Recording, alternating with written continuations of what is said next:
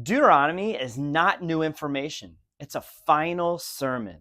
Moses stood at the edge of the promise, but he wouldn't enter in because the law can lead you to the land, but it can't take you in. So Moses preaches.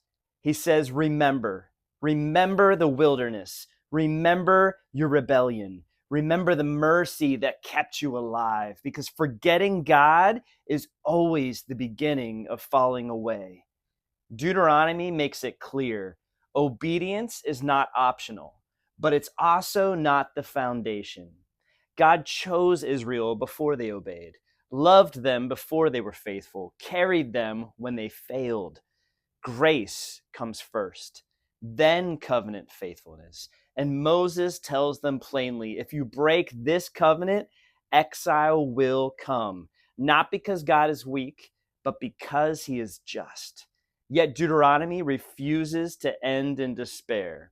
Moses promises something greater. A prophet like me will come, one who speaks God's words but perfectly, one who mediates fully, one the people must listen to.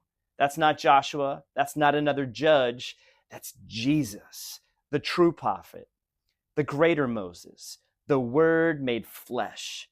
Moses says the law must be written not just on tablets, but on hearts. And that only happens when God does the work.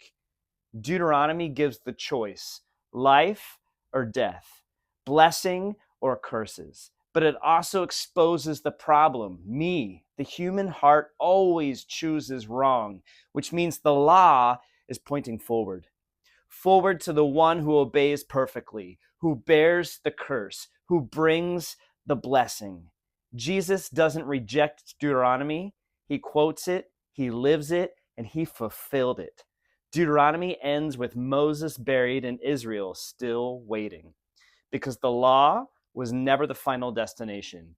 It was the road leading to Christ. Comment, choose life if you see Jesus in Deuteronomy. Follow for Joshua, where promise meets possession and rest begins to take shape.